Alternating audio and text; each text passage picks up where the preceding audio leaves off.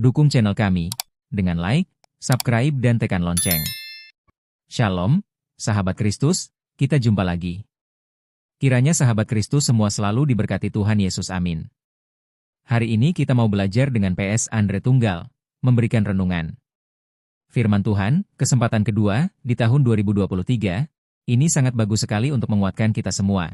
Sebelum mendengarkan firman Tuhan, kita berdoa bersama dengan PS Andre Tunggal. Kami datang pagi hari ini, kami merindukan Tuhan supaya benar seperti yang lagu ini katakan, kerinduan kami untuk mengenal Engkau, mengenal apa yang Engkau inginkan dalam hidup kami. Panggilan-Mu, isi hati-Mu, dan betapa baiknya Engkau. Biar kami mengenalnya Tuhan, biar kami mengalaminya, dan melalui firman-Mu Engkau bekerja di tengah-tengah kami.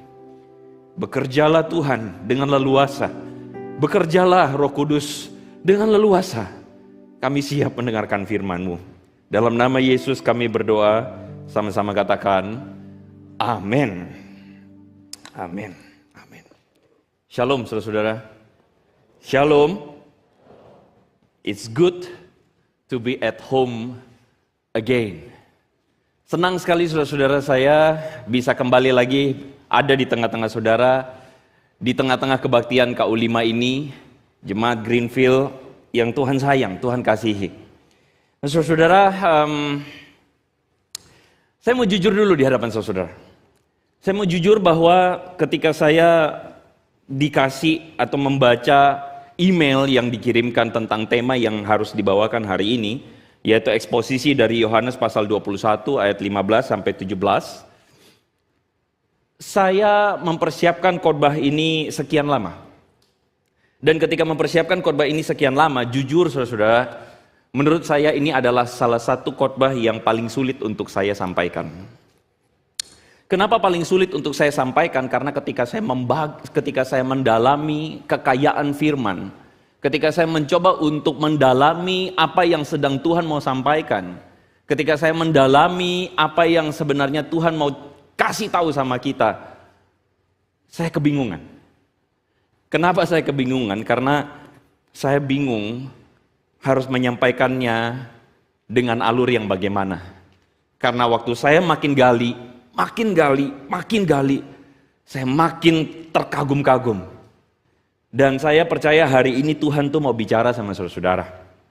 Nah, karena itu saudara-saudara, sebelum saya memulai perenungan firman Tuhan hari ini, saya mengajak saudara untuk mengeluarkan catatan saudara. Saya mengajak saudara mengeluarkan dari handphonemu catatan atau buku tulis kalau saudara terbiasa mencatat khotbah, would be great. Kalau saudara punya handphone, saudara buka handphonenya untuk mencatat, karena ada beberapa bagian yang saya akan coba bukakan kepada kita semua. Dan bagian ini mungkin saudara tidak akan cukup untuk mendengarkannya hari ini saja. Tapi kemudian saya justru mendorong saudara-saudara untuk waktu pulang, saudara membacanya sekali lagi, mencoba merenungkannya lagi, mencoba menggalinya lagi. Dan saya percaya Tuhan akan membukakan sesuatu yang luar biasa buat saudara-saudara. Amin? Amin? Saudara siap? Makasih. Orang di luar sana sudah siap saudara-saudara ya. Di luar siap, di dalam siap ya. Saudara, hari ini kalau kita akan sama-sama membaca atau melihat eksposisi dari Yohanes pasal 21 ayat 15-17, maka saya akan memberi judul khotbah saya hari ini adalah The God of Second Chances. The God of Second Chances. Firman Tuhan dari Yohanes pasal 21 ayat 15 sampai ayat yang ke-17. Demikianlah firman Tuhan. Sesudah sarapan, Yesus berkata kepada Simon Petrus, Simon, anak Yohanes, apakah engkau mengasihi aku lebih daripada mereka ini? Jawab Petrus kepadanya, benar Tuhan, engkau tahu bahwa aku mengasihi engkau. Kata Yesus kepadanya, gembalakanlah domba-dombaku. Ayat 16. Kata Yesus pula kepadanya untuk kedua kalinya, Simon, anak Yohanes, apakah engkau mengasihi aku? Jawab Petrus kepadanya, benar Tuhan, engkau tahu bahwa aku mengasihi engkau. Kata Yesus kepadanya, gembalakanlah domba-dombaku. Ayat 17. Kata Yesus kepadanya untuk ketiga kalinya, Simon, anak Yohanes, apakah engkau mengasihi aku? Maka sedih hati Petrus karena Yesus berkata untuk ketiga kalinya, apakah engkau mengasihi aku? Dan Petrus berkata kepada Yesus, Tuhan, engkau tahu segala sesuatu. Engkau tahu bahwa aku mengasihi engkau.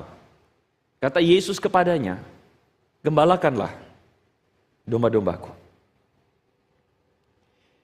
Saudara, mohon maaf kalau saya harus memulai perenungan firman Tuhan ini dengan sebuah berita atau sebuah kata yang tidak suka kita dengar. Kegagalan. Failure. Tidak ada satupun di antara kita yang ingin gagal. Kita selalu diindoktrinasi sejak kecil untuk menjadi seorang yang sukses. Bahkan media-media di luar sana berlomba-lomba untuk memberikan exposure kepada kita bahwa yang harus kita kejar adalah kesuksesan. Dan yang harus kita hindari adalah kegagalan. Kita semua sebagai orang tua mengatakan kepada anak-anak kita untuk, nak, marilah engkau sekolah yang tinggi, marilah engkau mengambil semua opportunity yang ada, marilah belajar dengan baik supaya engkau bisa menghindari yang namanya kegagalan. Kita besar dengan sebuah ide bahwa kita ingin menjadi orang yang sukses, tidak ingin menjadi orang yang gagal. Kemudian bahkan kita pun mencari pacar, mencari pasangan, kita ingin supaya satu saat kelak nanti hidup pernikahan kita adalah hidup pernikahan yang sukses dan tidaklah perlu untuk mengalami yang namanya kegagalan. Kita membangun usaha, kita ingin pun supaya usaha kita itu menjadi usaha yang maju, startup dan sebagainya, kita ingin semuanya jadi maju. Kita ingin bahwa tidak ada yang namanya kegagalan. Tetapi jujur saudara, kalau kita melihat realita hidup, jujur melihat yang namanya realita hidup. Hidup kita penuh dengan berbagai macam narasi kegagalan. Jujur kalau melihat realita hidup, hidup kita itu penuh dengan berbagai macam kejadian-kejadian, momen-momen yang di dalamnya kita gagal. Saya suka sekali sebuah firman Tuhan, sebuah perkataan yang mengatakan bahwa gereja itu adalah bukan museum untuk orang-orang kudus. Gereja itu adalah bengkel untuk orang-orang yang sakit. Orang-orang yang terluka. Gereja itu adalah rumah sakit untuk memulihkan orang-orang yang sedang luka di luar sana. Dan saya percaya bahwa realita yang harus kita terima hari ini adalah kadang-kadang saudara kita terlalu membalut segala sesuatu dengan yang namanya narasi sukses dan keindahan. Tapi kita kadang tidak bisa mampu untuk menerima diri kita sebagai orang-orang yang gagal. Mengalami kegagalan demi kegagalan. Hari ini saya ingin kita belak-belakan, kita buka dan kita open sama diri kita sendiri dan di hadapan Tuhan. Saya percaya bahwa ada sebagian dari saudara yang datang dengan sebuah kegagalan. Saudara adalah orang-orang yang gagal. Orang-orang yang mengalami yang namanya realita hidup yang tidak sesuai dengan ekspektasi. Dalam pekerjaanmu mungkin, dalam relasimu mungkin, dalam keluargamu mungkin, atau bahkan dalam kerohanianmu. Engkau sedang gagal. Entah sadar atau tidak sadar, kalau kita memikirkan hidup kita, seberapakah kita puas dengan keberadaan hidup kita kalau dari 0 sampai 10? Saya tidak tahu saudara akan taruh hidupmu ada di angka berapa. Mungkin ada yang ambil angka 5, katanya mediocre, santai aja, tengah-tengah aja. Saya nggak gagal, saya nggak berhasil, saya biasa aja. It's okay. Tapi saya percaya bahwa kalau kita mulai menghitung segala kegagalan demi kegagalan kita, maka kita akan menyadari dan tidak dapat menyangkali bahwa kita itu penuh dengan kegagalan. Dan hari ini saudara, saya ingin kasih tahu kepada saudara isi hati Tuhan. Ketika saya mempelajari firman Tuhan ini, saya menemukan bahwa inilah hati Tuhan. Inilah Injil bagi mereka yang sementara atau sedang berada dalam kegagalan. Saudara, kenapa saya mengatakan demikian? Karena tidak ada orang yang ingin menerima kegagalan itu. Bahkan tidak ada orang yang ingin kalau bisa kegagalan itu ada dalam hidup saya. Hari ini ada banyak orang sedang tertolak. Hari ini ada banyak orang bahkan sedang menolak dirinya sendiri. Dia menutup diri terhadap pasangannya akan kegagalan-kegagalan dirinya. Hari ini saudara-saudara tidak ingin terlihat sebagai orang yang gagal. Kita tidak ingin menjadi orang yang judul hidup kita adalah kegagalan. Tapi saya kasih tahu kepada saudara hari ini, tidak usahlah engkau menutup dirimu, tidak usahlah engkau menghidupi hidup yang pura-pura. Marilah terbuka di hadapan Tuhan yang akan kasih tahu sama kita tentang sebuah berita kelepasan kepada orang-orang yang gagal. Saudara, karena saya harus menyampaikan teks ini, maka saya harus menyampaikan konteksnya. Konteks dari apa yang kita baca tadi adalah ketika Yesus sedang menampakkan diri kepada para murid di tepi Danau Tiberias. Minggu yang lalu, Guru Injil Oki sudah menyampaikan kepada kita tentang teks yang sama. Tetapi saya ingin mengajak saudara-saudara untuk melihat bagaimana alur atau perjalanan dari kisah atau cerita ini, bagaimana Yesus itu menampakkan diri kepada para murid di tepi Danau Tiberias, tidak sesederhana berhenti sampai pada titik di mana murid-murid itu menangkap ikan. Kalau saudara lihat bahwa tema atau moodnya atau vibes-nya, saudara, hari ini banyak orang suka istilah vibes. Amin?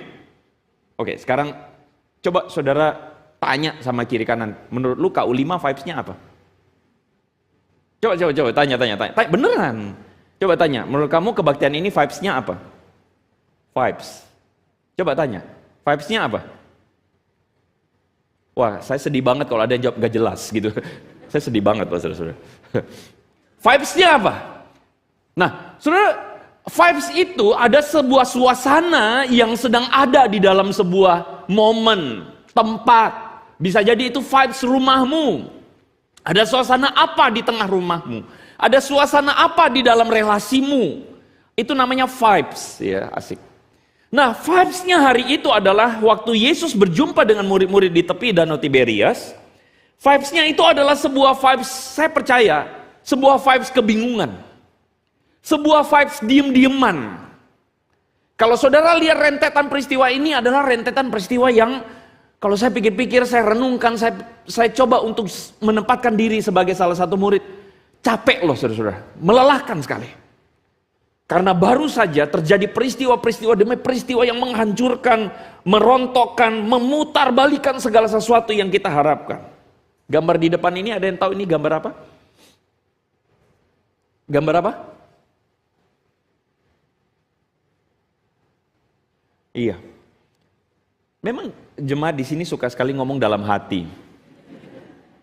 Saya tuh berlatih ngomong sama Boksu Riko. Boksu, saya minta karunia membaca hati. Ini adalah gambar Yesus berjalan bersama dua orang di Emmaus. Kalau saudara lihat vibes-nya adalah waktu itu kedua orang di Emmaus itu adalah orang-orang yang kebingungan. Orang-orang yang muram, orang-orang yang sedih. Ketika Yesus datang kepada mereka, Yesus tanya, apa yang kamu bicarakan? Dua orang itu stop, terus bilang, cuman lu ya yang gak tahu apa yang terjadi di Yerusalem. Cuman lu ya yang gak tahu. Kenapa? Mereka cerita tentang Yesus panjang dan lebar. Lalu mereka bilang, padahal kami harap dia membebaskan kami, tapi dia mati. Mereka muram. Saudara, vibes hari itu adalah kebingungan, ketakutan, kemuraman. Yesus menampakkan diri kepada para murid dalam ketakutan dan kemuraman. Mereka semua sedang goncang. Mereka sedang berada sebagai orang-orang yang gagal. Orang-orang yang tidak tahu nasibnya mau ngapain, saudara. Dan disitulah Yesus menampakkan diri kepada para murid.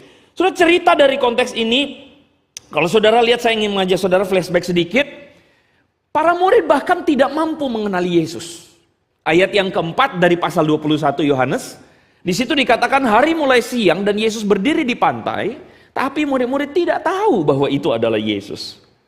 Dan menariknya adalah Yesus kemudian hadir di dalam momen-momen kebingungan, kegagalan, dan kemuraman para murid itu. Yesus melakukan sebuah momen di mana para murid serasa deja vu. Saudara tahu deja vu? Tahu deja vu? Kalau tahu geleng-geleng, saudara-saudara. Saudara, ini kata-kata kaum milenial Gen Z ya, deja vu. Apa deja vu? Satu momen di mana kayaknya saya pernah tuh ngalamin tuh, kan gitu kan ya. Iya nggak saudara-saudara? Mimpi, kayaknya gue pernah deh. Kayaknya gue pernah deh makan sama lu. Nah gitu. Yesus menggunakan momen yang sama atau istilah, saya bukan bilang deja vu itu beneran ya. Terus nanti ada yang ngajarin lagi, wah Pak Andre ngajarin di KU5 katanya ada reinkarnasi. Salah loh ya. Awas loh ya, jangan gitu ya. Saya lagi nggak ngajarin itu. Maksudnya deja vu itu adalah waktu itu Yesus menggunakan momen yang mirip-mirip terjadi pada waktu di mana mereka pernah ngalamin sama Yesus. Kalau saudara lihat di ayat yang ketiga, Yesus bilang sama sama murid-murid waktu itu, Simon, tebarkan jalamu. Lalu Simon Petrus bilang, momen waktu itu adalah mereka berangkat ke laut, lalu mereka menangkap ikan. Simon berinisiatif untuk menangkap ikan. Lalu kemudian dikatakan malam itu mereka tidak menangkap apa-apa. Momennya adalah setelah Yesus mati, setelah Yesus dikubur, lalu setelah semua kejadian itu terjadi, Simon dan murid-murid kembali lagi menangkap ikan, dan mereka tidak dapat menangkap apa-apa. Saudara-saudara, dalam Lukas pasal 5 ayat 5, sempat terjadi satu momen yang sama, di mana waktu itu para murid sedang berusaha menangkap ikan, lalu kemudian Yesus meminta mereka untuk menebar jala. Dan Simon menjawab hal yang sama, Guru, telah sepanjang malam kami bekerja keras dan kami tidak dapat menangkap apa-apa. Lalu kemudian kita lihat di dalam ayat yang ke-6 dan ayat ke-7, lalu kemudian Yesus meminta mereka menebar jala. Lalu Simon menebar jala dan mereka tidak dapat menariknya lagi. Kenapa? Karena ikannya terlalu banyak. Di dalam Lukas pasal 5 ayat 6 dan 8, ini adalah momen di mana Yesus memanggil para murid dengan peristiwa mujizat menangkap ikan. Firman Tuhan mengatakan hal yang mirip sekali. Setelah mereka melakukannya, mereka menangkap sejumlah besar ikan. Saudara bisa lihat, saya sengaja kasih warna yang sama. Momen-momen yang mirip sekali, kejadian yang sama sekali. Ketika Simon Petrus melihat hal itu, apa yang terjadi? Ia tersungkur di depan Yesus. Di dalam Yohanes pasal 21, apa yang terjadi? Murid yang dikasihi Yesus, Yohanes, lalu berkata pada Petrus, itu Tuhan. Saudara bisa paham? Saudara bisa nangkep? Kenapa akhirnya murid-murid sadar ini Yesus? Karena kejadian ini pernah terjadi sebelumnya.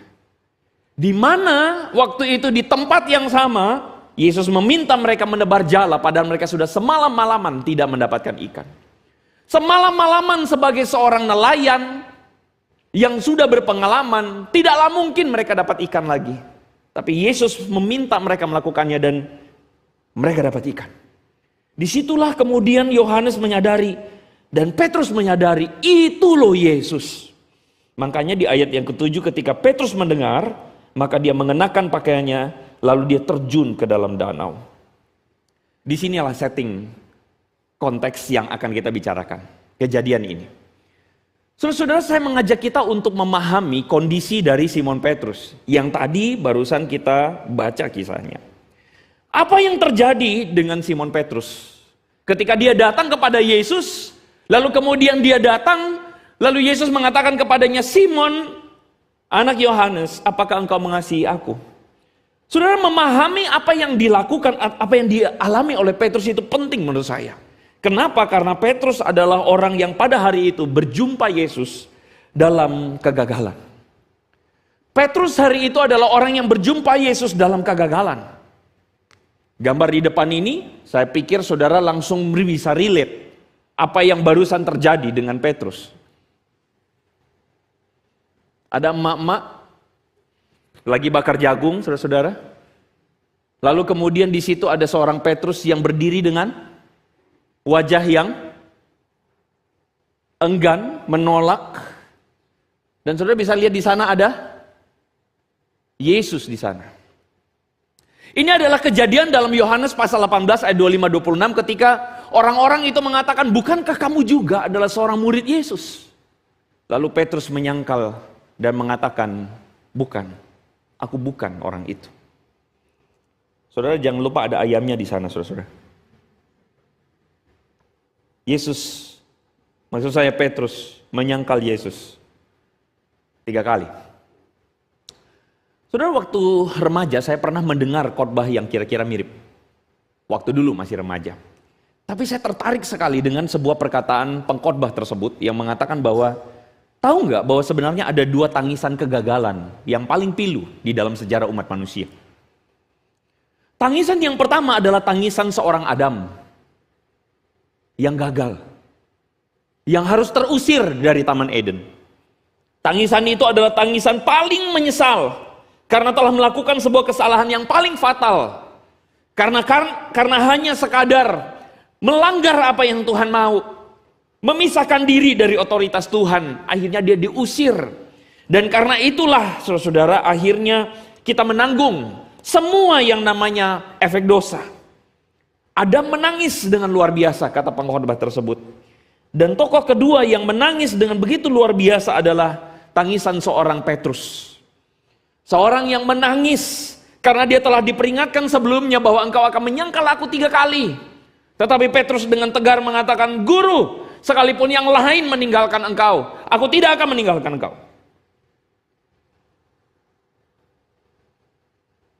Tangisan itu adalah tangisan penyesalan yang begitu luar biasa yang Petrus sedang alami. Petrus sedang tangisi, ratapi saudara-saudara. Karena apa? Karena toh sebenarnya dia tidak mampu untuk melakukan apa yang dia telah katakan. Kejadian yang terjadi, semua jungkir balik peristiwa, di mana dia mengangkat pedang untuk menebas telinga dari hamba imam besar. Tapi tiba-tiba Yesus mengatakan stop. Karena yang pakai pedang akan mati oleh pedang. Kaget dia luar biasa. Karena dia berpikir dia sudah siap untuk mengangkat pedang. Dia sudah siap berjuang demi Yesus. Tapi Tuhan Yesus bilang jalannya bukan ini. Stop. Kaget setengah mati. Dan karena itulah dia mengalami kegagalan. Dia nangis. Dia tidak mampu menerima keberadaan di mana dia telah menyangkal Yesus. Padahal Yesus sudah peringatkan dia. Saudara, saya percaya bahwa hari-hari ini saudara kita mengalami kegagalan demi kegagalan seperti apa yang Simon alami. Ada keluarga yang memulai relasimu dengan sebuah janji untuk setia satu sama lain. Di dalam sakit maupun sehat. Dalam kaya maupun miskin. Dalam senang atau saya mau tanya, lancar dilakukan? Lancar? Kecuali psikopat ya. Saya sangat yakin bahwa setiap kita ketika memulai sesuatu, kita ingin memulainya dengan hati yang benar. Amin. Kita ingin memulai rumah tangga kita dengan hati yang benar. Kita ingin memulai ketika anak kita lahir, kita ingin memulai dengan aku mau untuk membesarkan anak ini dalam kebaikan. Sebagai seorang anak, kita ingin memulai semuanya dengan baik. Tetapi jujur, berapa banyak dari kita akhirnya berakhir pada kegagalan? Berapa banyak di antara kita akhirnya berakhir pada yang namanya sebuah kekecewaan karena kita tidak bisa melakukan apa yang kita inginkan. Dalam mengikut Yesus, berapa banyak di antara kita yang tidak mampu pada akhirnya menemukan bahwa ternyata gue gagal, ternyata saya tidak bisa melakukan apa yang saya inginkan. Banyak di antara kita hari ini sedang berjalan bersama yang namanya kegagalan itu. Banyak di antara kita yang hari ini mungkin engkau datang ke gereja, tapi jiwamu menangis. Engkau sedang mengalami tangisan yang seperti Petrus. Karena engkau gagal. Dan tidak ada ruang bagimu untuk menerima kegagalan itu. Masihkah ada kesempatan untuk Simon Petrus? Ketika Petrus menyangkal Yesus 3 kali. Saudara, saya yakin kalau saudara mendengar khotbah yang seperti ini dari teks ini, pasti sempat ditanyakan, ini Petrus dosanya besar sekali, menyangkal Yesus. Saudara, berapa waktu yang lalu saya nonton film ini. Awalnya cuma coba-coba. Tapi saudara, saya ketagihan. Akhirnya saya memahami perasaan ibu-ibu yang ketagihan nonton drama Korea. Saya nonton ini saudara-saudara sampai jam 4 pagi. Karena saya adalah orang yang tidak suka nonton film serial. Anda tahu kenapa? Karena film serial itu saya lebih suka nonton kalau sebuah film saya nonton selesai 1 kali 2 jam selesai gitu kan. Tapi masalahnya film serial kayak gini nih gitu kan. selesai di akhir endingnya Song Hye Kyo sama ini, deng bersambung, nggak sopan. Lanjut next episode, nonton lagi next episode sampai selesai akhirnya, saudara ya. Saudara, film ini menceritakan tentang seorang yang tidak mampu untuk memaafkan apa yang telah dialami orang-orang yang telah menjahati dia sejak dia di bangku sekolah. Dan inti dari film ini cuma satu, balas dendam. Itu inti film ini. Saudara-saudara, sampai segitunya, meskipun saya tahu tidak akan selebay itu dalam pelaksanaan seharusnya, amin. Bertobatlah siapa yang sudah merencanakan apa yang Song Hye Kyo lakukan. Bertobatlah ya. Saya yakin tidak akan sampai segitunya juga di antara kita. Tapi maksudnya begini saudara-saudara. Saking sakit hatinya, orang sampai bisa balas dendam segitunya. Karena kesalahan yang dilakukan oleh orang lain. Saya cuma jadi berpikir, apa yang kira-kira dalam pikiran Yesus ketika melihat bahwa Simon itu mengecewakan dia. Ketika melihat bahwa Simon itu telah gagal. Nah saudara-saudara, itulah sebabnya kenapa saya mengajak saudara buka buku catatan. Saya mau mengajak saudara sedikit kritis tentang kejadian ini. Pertama, kenapa Yesus tanya sama Petrus 3 kali? Saya menduga ada sebagian saudara ketemu jawabannya. Sudah langsung pikir, saya tahu Pak Andre, pasti karena ini. Iya, bisa jadi betul. Tapi saudara baru sadar gak bahwa sebenarnya Yesus itu baru bertanya pada Petrus saat itu. Yesus itu baru bertanya kepada Petrus saat itu juga. Saya kasih datanya. Tahu nggak bahwa sebelumnya Yesus itu sudah menampakkan diri kepada para murid termasuk Petrus setidaknya, perhatikan ini, 3 kali. Kok bisa? Kalau saudara lihat di dalam Yohanes pasal yang ke-20 ayat 19 sampai 31, 2 kali Yesus menampakkan diri kepada para murid. Yang pertama adalah tanpa Thomas, yang kedua dengan Thomas. Ada Petrus di sana? Ada. Yesus harusnya ngomong sama Petrus di momen itu, betul nggak? Gini, saudara pernah nggak kayak ada sebuah kejadian, empet banget mau kasih tahu sama dia? Kayak ada sesuatu yang mau saudara beresin, lagi sebel banget, tapi saudara mau kasih tahu, gue mau tegur dia, ketemu gue tegur, gue hantam juga, betul nggak? Tapi Yesus menunda-nunda itu sampai pada momen di tepi Danau Tiberias. Ada 2 kali Yesus ketemu dengan Petrus. Dan yang ketiga kalau saudara lihat dalam Lukas pasal 23 ayat 34, saudara akan menemukan bahwa Yesus ketemu dengan Simon Petrus berdua. Jadi ada 3 kali Yesus ketemu Simon Petrus sebelum apa yang terjadi di tepi Danau Tiberias ini. Saya jadi bertanya kenapa Yesus tidak ngomong sama Petrus berdua 4 mata. Kenapa Yesus harus ngomong sama Simon Petrus di depan murid-murid di tepi Danau Tiberias? Nah, karena itulah saudara-saudara, disinilah keribetan itu terjadi. Jujur sama saudara, saya mulai bingung bagaimana menyampaikannya. Karena apa? Karena begitu luar biasa apa yang saya dapat dari sini. Saudara-saudara, perkataan Yesus ketika mengatakan, Simon, apakah engkau mengasihi aku? Di dalam Yohanes pasal 21 ayat 15, 16, dan 17 itu adalah perkataan yang sebenarnya membuat Petrus teringat tentang sebuah momen ini. Sebuah momen di dalam Lukas pasal 5 ayat 1 sampai 11. Saudara masih ingat tadi Lukas pasal 5 1 sampai 11 adalah peristiwa apa? Masih ingat? Yesus memanggil Simon dan Andreas. Yang tadi itu loh saudara-saudara. Yang saya bilang dejavu itu loh, masih ingat? Nah itu. Perkataan ini adalah perkataan yang membuat Simon teringat akan momen di mana Yesus panggil Petrus. Perhatikan ini, perhatikan ini. Petrus menyikapi panggilan Yesus itu ketika Yesus mengatakan mari ikutlah aku. Ketika Yesus ajak menebar jala lalu dapat ikan. Petrus kemudian menyikapinya dengan mengatakan apa? Tuhan pergilah dari aku. Karena aku ini orang berdosa. Oke. Mari saudara lihat perkataan Petrus. Menurut saudara, kenapa Petrus mengatakan Tuhan pergilah dari aku karena aku orang berdosa? Makanya kalau udah nggak catat kelewatan nih saudara ya. Kenapa Petrus bilang sama Yesus, Tuhan pergilah daripadaku karena aku ini seorang berdosa? Why? Iya, saya tahu saudara bergumam lagi dalam hati. Saudara mungkin ada di antara kita berkata, oh karena Simon gak percaya, disuruh tebar jala tapi gak percaya. Waduh, karena gak percaya, Tuhan aku ini berdosa karena aku gak percaya. Boleh.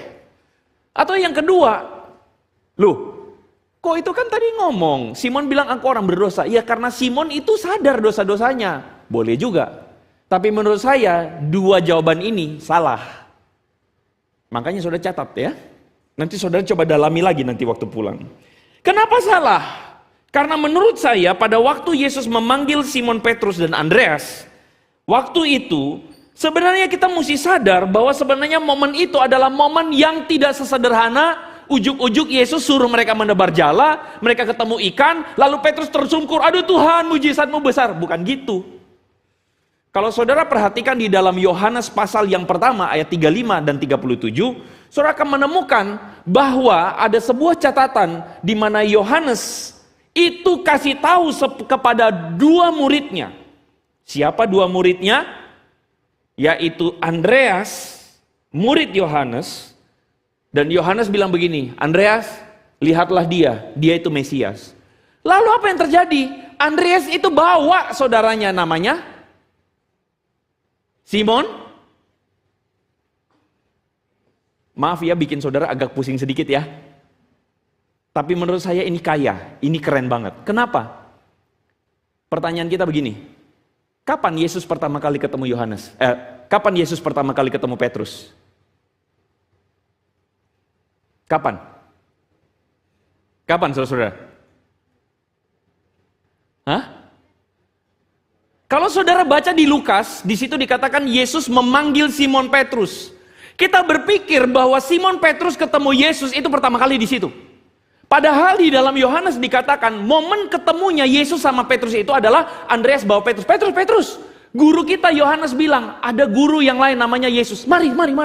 Come. Mari datang. Begitu. Jadi saudara-saudara ada dua momen yang berbeda antara Yesus ketemu Petrus pada waktu Yohanes menunjuk dan pada waktu Petrus menyebar jala. Jadi ini dua momen yang berbeda. Orang jadi bingung, loh jadi Yesus ketemu Petrusnya nih kapan? Kalau saudara baca baik-baik, ini sebenarnya tidak salah. Ini cuma saling melengkapi. Karena menurut Injil Sinoptik, Yesus itu dibaptis oleh Yohanes. Betul? Yang membaptis Yesus adalah Yohanes Pembaptis. Tapi setelah itu kejadiannya adalah Yohanes lalu bilang, Yohanes Pembaptis, bilang sama murid-muridnya kepada Andreas, itu Yesus, ikuti dia. Akhirnya Andreas bawa Simon. Oke? Nah, di dalam Lukas pasal 5, saudara menemukan bahwa Yesus sekali lagi memanggil Simon di Danau Galilea. Kenapa demikian? Bukankah Simon sudah ikut Yesus? Sudah. Tapi kenapa Yesus panggil lagi? Why? Apa yang terjadi? Kita akan menemukan bahwa ada sebuah kejadian yang terjadi tepat sesudah itu. Apa itu? Yohanes ditangkap, lalu dipenggal. Dan setelah itu Yesus menyingkir ke Danau Galilea. Apa artinya? Ada bahaya yang mengancam. Dan ketika bahaya mengancam, Yesus menyingkirkan diri. Lalu kemudian disitulah Simon dan Andreas kembali menjadi nelayan. Disitulah Simon dan Andreas, Petrus dan Andreas, kemudian balik lagi ke kerjaan. Kenapa? Oh ternyata setelah ikut Yesus, nih, di sini nih, di momen ini, ternyata tantangannya gede ya. Dan disinilah Yesus mulai bilang apa? Bahwa barang siapa mau mengikut aku, dia harus menyangkal diri dan pikul. Apa yang terjadi dengan Simon? Simon mundur. Simon kembali. Gak jadi ikut Yesus. Mari kita menangkap ikan. Dan dari situlah kita paham. Terjadilah Lukas pasal 5. Di mana Yesus memanggil Simon untuk mengikut dia di perahunya. Jadi saudara-saudara, Lukas pasal 5 ayat 1 sampai 11 adalah kejadian, perhatikan ini. Kejadian kedua. Di mana Yesus memanggil Simon Petrus. Setelah Simon Petrus madol. Tahu madol? Apa artinya madol? Itu kalau sakit kepala minum madol, saudara-saudara. Oh salah. Kalau misalnya lagi ini, ada es madol di pinggir jalan. Oh bukan, saya Jayus kan, saudara-saudara ya. Setelah Simon Petrus madol, setelah Simon Petrus mundur dari Yesus, setelah ikut Yesus, gak jadi deh. Ternyata tantangannya besar, mundur, lari. Lalu Yesus datang pada Simon, Simon, tebarkan jalamu. Tuhan, guru, kami udah sebar jala dari malam. Udah tebar jala. Ya udah dia tebar jala, kaget dia. Wah, ternyata ikannya banyak. Dari situlah dia duduk sama Yesus, lalu dia bilang, guru, pergilah daripada aku sebab aku orang berdosa.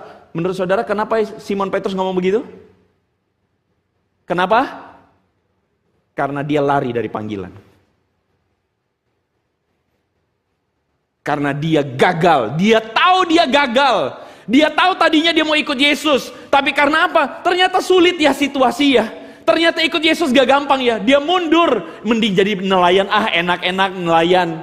Dan disitulah Yesus datang lagi sama Simon. Simon, ikutlah aku. Lalu ketemu ikan itu, dia langsung tersungkur. Dia bilang, Tuhan, aku tahu aku salah. Aku telah mundur dari engkau. Sekarang aku pergilah daripadaku, sebab aku orang berdosa. Dan disitulah Yesus bilang, ikutlah aku. Kamu akan kujadikan penjala manusia. Saudara sudah paham? Jadi Simon Petrus sebenarnya sudah pernah meninggalkan Yesus. Dan pada momen kejadian di mana Yesus akan ditangkap, Yesus bilang, engkau akan tercerai-berai. Lalu Simon bilang apa? Halo? Simon bilang apa? Guru, dulu aku pernah meninggalkan engkau. Sekarang aku sudah lihat mujizatnya. Aku sudah lihat engkau membangkitkan orang mati. Engkau menyembuhkan. Engkau meredakan angin ribut. Semua sudah kulihat. Bahkan Simon nyanyi, telah kulihat bukti kasih-Mu. Simon nangis-nangis. Dan disitulah dengan keteguhan dia bilang sama Yesus, Yesus, sekalipun semua meninggalkan engkau, aku tidak akan meninggalkan engkau. Kenapa? Karena aku sudah belajar dari kegagalanku. Keren ya? Tapi apa yang terjadi? Apa yang terjadi? Simon gagal lagi. Yohanes pasal 21 ayat 15-17 adalah momen ketiga kali di mana Yesus datang untuk memanggil Petrus. Ini bukan momen kedua, tapi ini momen ketiga setelah Petrus kembali lagi menjadi nelayan. Saudara bisa paham kenapa saya bingung untuk menyampaikannya pada saudara. Kenapa saya minta saudara untuk buka catatan? Karena kalau kita pelajari, saudara akan menemukan betapa Tuhan Yesus itu tidak sesimpel cuma bilang sama Simon, Simon, apakah engkau mengasihi aku? Enggak gitu saudara. Saudara mengalami apa yang namanya hatinya Simon? Hancur-hancuran berantakan. Berkali-kali dia gagal sama Tuhan. Tetapi Tuhan tidak berhenti di saat kita ingin berhenti. Tuhan tidak menyerah di saat kita menyerah dalam kegagalan-kegagalan kita. Saudara, banyak orang mengatakan, pokoknya kalau udah sekali lu mengkhianati saya, oke, gue bisa maafin. Tapi kalau 2 kali mengkhianati, apa yang terjadi? Stop ya, putus harapan ya. Betul nggak saudara-saudara? Betul nggak? Terus saya sering kali melihat ada banyak keluarga yang rekonsiliasi setelah perselingkuhan. Ada istri-istri yang memaafkan suaminya. Keren saya bilang. Ada suami yang memaafkan istrinya. Keren banget. Tapi kalau saya tanya, kalau perselingkuhan terjadi 2 kali, masih mau memaafkan nggak? Saya bukan lagi mau mengatakan tentang konteks perselingkuhan, sama sekali tidak. Tetapi saya mencoba untuk saudara merasakan apa yang dialami oleh Simon Petrus ini. Saudara, sebagai seorang Petrus, saya sangat yakin Petrus tidak bermaksud jahat, tidak bermaksud lip service doang sama Yesus. Banyak orang mengatakan Simon tuh cepat ngomong, tapi nggak ngelakuin. Salah. Bagi saya, Petrus melakukan apa yang dia katakan. Waktu dia bilang, guru, semua orang meninggalkan engkau, aku tidak. Buktinya apa? Dia angkat pedang. Buktinya apa? Dia mau berperang. Tetapi entah bagaimana, kejadian memaksa dia untuk apa? Mengatakan, tidak, aku tidak kenal Yesus. Dia gagal, dia kecewa, dia marah sama dirinya sendiri. Berkali-kali aku ikut KKR, aku maju ke depan, mau minta ampun sama Tuhan. Aku mau meninggalkan dosaku. Tapi setelah itu, 2 hari, 1 minggu, aku jatuh lagi dalam dosa. Saudara tahu nggak rasanya gagal itu? Saudara, kita ingin menjadi orang yang baik, tapi pada akhirnya karena keberdosaan kita gagal, dan gagal. But somehow, we still come into this church, but kita tidak benar-benar terbuka dengan kegagalan kita. Hari-hari ini saudara, banyak di antara kita mengalami kementokan rohani. Kita mengalami rohani yang tidak maju, kenapa? Karena kita tidak benar-benar mengalami Tuhan yang bekerja dalam kegagalan-kegagalan kita. Kita merasa ingin berhenti, merasa ingin stop, merasa ingin quit. Tapi tahukah saudara bahwa Tuhan tidak berhenti untuk engkau? Somehow ada sebagian di antara kita ingin stop. Dalam pergumulan-pergumulan dalam dunia, kita diminta untuk apa? Untuk stop, untuk berhenti, untuk menyerah. Bukan kita yang mau, tetapi entah bagaimana, kayaknya kita selalu gagal aja. Entah kenapa, kita selalu mengecewakan Tuhan aja. Hari ini, ada di antara engkau yang lagi frustasi dengan dosa-dosamu. Engkau frustasi dengan hidupmu. Engkau ingin menyerah. Dunia, saya kasih tahu, memang ingin supaya kita menyerah. Itulah sebabnya namanya adalah iblis. Iblis adalah bapa dari segala penipu. Dan dia ingin membuat kita sadar dan kita berpikir bahwa tidak ada gunanya lagi untuk kembali kepada Tuhan. Tidak ada gunanya lagi untuk serius sama Tuhan. Nggak usah ada lagi gunanya untuk apa? Untuk maju lagi sama Tuhan. Dunia membuat kita seakan-akan tidak mampu melihat akan Tuhan itu. Saudara, di Hello God kami membuat sebuah aplikasi tempat di mana orang-orang mampu untuk berbicara tentang siapa dirinya yang apa adanya. Kita tidak butuh untuk kamu jadi orang baik atau orang yang keren. Nggak usah. Nggak ada yang ngejudge kamu di sini. Tapi berapa banyak di antara orang-orang yang kemudian mengatakan, mengalami pergumulan demi pergumulan, kegagalan demi kegagalan. Saya doakan agar panic attack saya tidak kambuh. Apakah dari teman-teman yang punya pengalaman yang sama? Kasih saya saran. Mengalami yang namanya jalan buntu, saudara-saudara. Ada seorang teman kita yang mengatakan, I never ask much. I only want to meet you ASAP. I don't want to face this world anymore. I am exhausted. I have no strength. I want to meet you. So I have a shoulder to lean on. I am tired. I am tired of faking smile every single day. This is definitely not me. And I am tired to pretending that I am okay. And things. So saudara, hari ini ada begitu banyak yang menyerah dalam hidup. Termasuk hari ini mungkin ada di antara engkau yang menyerah dengan segala dosa-dosamu. Engkau menyerah dengan semua kegagalan-kegagalan dalam hidupmu. But I want to tell you something. Hari ini Tuhan kasih tahu sama engkau Injil yang membebaskan engkau yang gagal. Kalau engkau berpikir bahwa engkau adalah satu-satunya yang ada di sini yang tidak akan pernah jadi lebih baik sama Tuhan, I'm telling you this one, you are wrong because the devil tell you so. But today I want to tell you Injil yang membebaskanmu. Ada Yesus yang datang sama Petrus bahkan sampai 3 kali. Bukan cuma 3 kali dia datang sama Petrus panggil dia. Dia pun tanya Petrus 3 kali. Kenapa Yesus bertanya pada Simon 3 kali? Karena sebelumnya Petrus telah menyangkal Yesus 3 kali. Pertanyaan 3 kali kepada Petrus itu adalah sebuah pertanyaan untuk menebus penyangkalan 3 kali oleh Petrus. Dan disitulah kemudian Yesus bertanya kepada Simon, Simon, apakah engkau mengasihi aku? Yesus bertanya kepada Simon di depan para murid, kenapa? Kenapa tidak personal doang? Karena Yesus ingin menyelesaikannya di depan orang. Karena Petrus pun menyangkal Yesus di depan orang. Bukan untuk mempermalukan Simon, tidak. Tetapi Yesus kasih tahu sekali lagi kepada Simon, Simon, I don't care about the failure you have. Saya tidak peduli dengan kegagalan yang engkau punya. I don't care about it. Yesus juga tidak datang kepada Simon untuk kemudian bertanya, Simon, apa yang mau kau kasih tahu sama saya? Kamu gagal bukan? Kamu gini kan? Kamu begitu kan? Kamu begini kan? Enggak.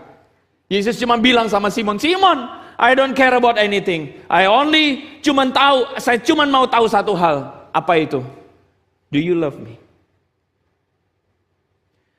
Saudara, dari pertanyaan ini sebenarnya cuma simple. Apa simpelnya? Sebenarnya cuma satu hal yang menjadi dasar dan modal kenapa kita mau terus maju lagi. Kenapa mau kita bangkit lagi? Apa itu? Mengasihi Tuhan. Sometimes kita kehilangan arti mengasihi Tuhan. Kita kehilangan arti itu ketika apa? Ketika kita berpikir bahwa kita gagal. Berarti gue nggak ini mengasihi Tuhan. Kita gagal lagi, kita gagal lagi, kita gagal lagi. Kita berpikir it's all. Sudah ending udah. Saya udah nggak ada lagi kesempatan untuk itu. Udah, akhirnya kita menjadi orang-orang yang menarik diri. Kita menjadi orang-orang yang tidak bisa maju lagi. Kenapa? Karena kita berpikir sudah selesai buat saya. Tapi Yesus cuma minta satu hal sama Petrus. Petrus, satu aja yang aku minta dari kamu. Do you love me? Apakah engkau mengasihi aku? Dan di pertanyaan yang ketiga, Petrus akhirnya cuma bilang sama Yesus, engkau tahu aku mengasihimu. But sorry God, I can't prove it to you. Aku masih belum bisa buktiin sama engkau. Tuhan, aku gagal. Aku pernah menyangkal engkau. Aku pernah meninggalkan engkau. 2 kali aku meninggalkan engkau. Aku gagal bahkan sampai ditanya sama orang-orang, bukankah engkau murid Yesus? Aku sangkal engkau sampai 3 kali. Tuhan, I don't have any proof right now. Saya nggak punya buktinya untuk ngomong Tuhan aku mengasihi engkau. Nggak ada bukti. Akhirnya Simon cuma bilang, Tuhan, di tengah segala kegagalanku, you know my heart.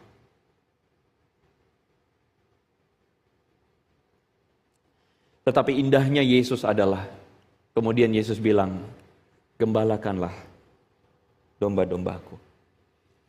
Sadarkah saudara kenapa judul dari firman Tuhan hari ini adalah God of Second Chances? Saudara, God of Second Chances ini adalah sebuah judul yang saya pikir menggambarkan Tuhan kita adalah Tuhan yang tidak pernah menyerah di saat kita bahkan sudah menyerah. Kita berpikir udah dapat kesempatan kedua, gue gak boleh lagi gagal. But somehow you fail again. Tapi entah kenapa setelah engkau gagal kedua kali, Tuhan masih kasih lagi kesempatan kedua. Kita gagal 3 kali, Tuhan masih lagi kesempatan kedua. Why? Because God knows the process. Since that day, Peter itu gak pernah sama lagi. Dia mungkin harus mengalami kejatuhan, kemunduran, kejatuhan lagi dan kemunduran. Tapi setelah itu dia berproses terus sama Tuhan, menjadi salah seorang Rasul Kristus yang kemudian dengan yakin memberitakan akan kasih Tuhan. I want to tell you this one ya, saudara-saudara. Until you feel the love of God, sampai ketika kita menemukan kasih Tuhan, disitulah baru engkau bisa menyatakan kasih Tuhan. Kita tidak akan pernah bisa memberitakan kasih Tuhan kalau engkau nggak ngalamin itu. Kita nggak akan pernah memberitakannya dan diubahkan karenanya kalau engkau nggak alamin kasih Tuhan yang mengubahkan engkau. Dan beranilah untuk membuka dirimu bahwa God, I am a fail one. Saya ini gagal dan bodoh. Saya ini tidak mampu. Kadang-kadang saudara-saudara kita hanya sampai pada doktrin-doktrin pengetahuan kita yang kita aminin.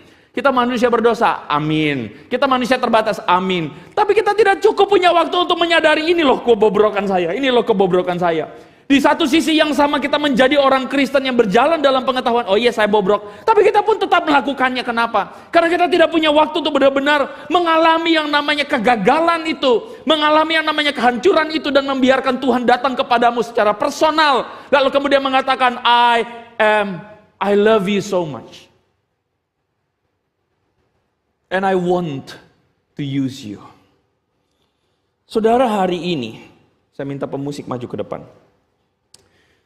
Saudara, hari ini apa yang ingin saya sampaikan kepada saudara?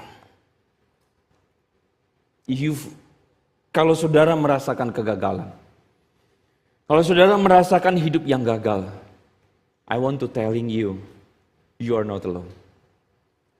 Kalau engkau hari ini mengalami yang namanya kemunduran, I'm telling you, you are not alone. Even sometimes, failure itu baik. Supaya apa? Engkau menemukan Tuhan. Saya bukan mengatakan kepada saudara, hiduplah dalam kegagalan terus-menerus. Ya udah kalau begitu nggak usah ngapa-ngapain. No, I'm not telling you that. Tapi saya ingin katakan, Tuhan ingin berjumpa dengan engkau dalam segala kegagalan-kegagalanmu. Tuhan ingin berjumpa dengan engkau di dalam segala ketidakmampuanmu. Karena dari situlah kita mengalami Dia. Dan dari situlah Tuhan kembali mengajak kita mempertanyakan, do you love me? Saudara, untuk menutup perenungan firman Tuhan hari ini, pertanyaan yang sama, saya ingin saudara-saudara renungkan. Apakah engkau mengasihi aku? Ada sebuah lagu saudara-saudara, judulnya Goodness of God. Lagu ini saudara-saudara adalah lagu yang sebenarnya saya tidak terlalu update. Tapi berapa bulan yang lalu saya pimpin sebuah retreat dan saya baru tahu lagu ini. Dan ketika saya dengarkan, saya bilang lagu ini gila, ini lagu keren banget. Lagu ini cuma mulai dengan sebuah kata, I love you Lord, for your mercy never fails me. Aku mengasihi engkau Tuhan karena kemurahan-Mu, kesempatan yang engkau beri, itu selalu ada buat aku dan gak ada. Aku mengasihi engkau karena meskipun aku tahu aku tidak layak dikasihi, tapi dalam sepanjang hidupku Tuhan engkau memegang aku dalam tangan-Mu. Even bahkan ketika aku tidak mengasihi engkau, engkau mengasihi aku dengan penuh. Ketika aku bangun sampai aku menaruh kepalaku lagi, sesungguhnya engkau itu baik. Dan dalam hidupku, you have been faithful, engkau selalu setia. Dan engkau selalu baik. Engkau baik di saat aku gak baik. Engkau baik di saat aku gagal. Engkau baik di saat aku mundur daripadamu. Bahkan di setiap napasku, aku tahu aku akan menyanyikan kebaikanmu. Karena kebaikanmu itu selalu mengejar aku. Mengejar aku. Dan pada akhirnya, untuk meresponi kebaikanmu itu, aku menyerahkan hidupku padamu. I give you everything. Saya mau nyanyikan lagu ini buat saudara. Kalau saudara tahu lagu ini, saudara nyanyikan lagu ini dengan pelan, dengan lembut saja. Saya ingin saudara-saudara kita merasakan kasih-Nya. I love you Lord, for your mercy never fails me. All my days I've been held in your hands. From the moment that I wake up until I lay my head, I will see of the goodness of God. I love you, Lord, for your mercy never fails me. All my days I've been held in your hands. From the moment I wake up until I lay my head, I will see of the goodness of God. And all my life you have been faithful. All my life you have been so good. With every breath that I am able, oh, I will see of the goodness of God. Saya mengajak kita nyanyikan lagu ini sama-sama. I love you, Lord,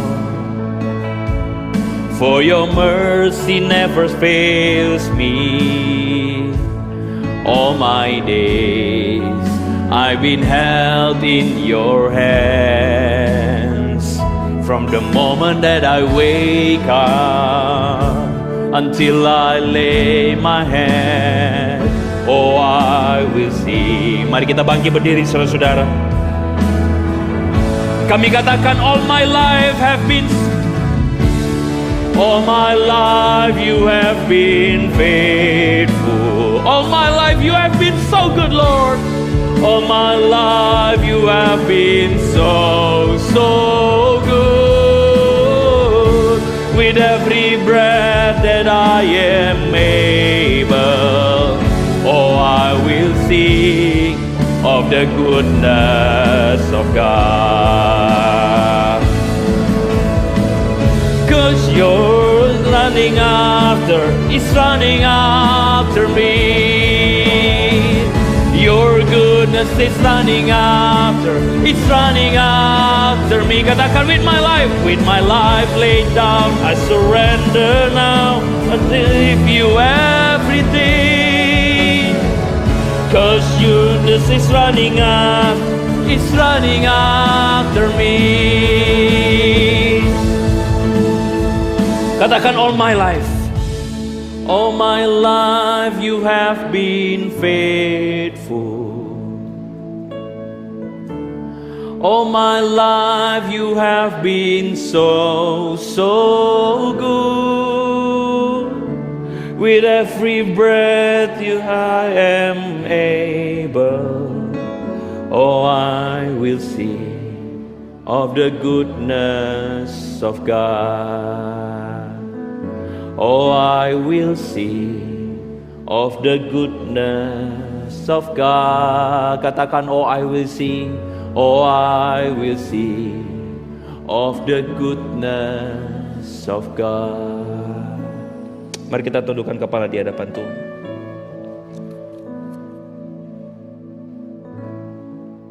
Apakah Engkau mengasihi aku?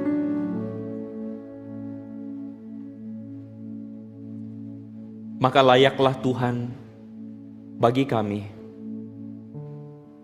untuk menangis dan bersedih seperti Petrus, yang berkali-kali kami gagal dalam perkataan dan janji kami. Berkali-kali Tuhan kami berjanji untuk mengasihi Engkau. Berkali-kali kami janji untuk menghidupi hidup supaya benar di hadapan Tuhan. Berkali-kali kami janji untuk menjadi suami yang takut Tuhan. Berkali-kali kami janji untuk menjadi seorang penolong buat suami kami. Kami janji menjadi orang tua yang takut Tuhan untuk anak-anak kami. Kami janji untuk menjadi anak-anak yang setia. Kami janji untuk menjadi orang-orang yang bekerja bukan untuk manusia tetapi untuk Tuhan. Kami mendengar terlalu banyak firman yang membuat kami berjanji bahwa kami mau menghidupi hidup yang baik. Tapi entah kenapa dan bagaimana Tuhan, kami sadar bahwa kamilah para pendosa yang berkali-kali gagal dalam perkataan dan janji kami. Kami sudah seharusnya dibuang dan tidak perlu dipakai Tuhan. Kami sudah seharusnya putus kontrak sama Tuhan. Kami sudah seharusnya tidak lagi dipakai. Tetapi sekali lagi, tidak pernah berhenti dan menyerah Engkau kepada kami. You come to us.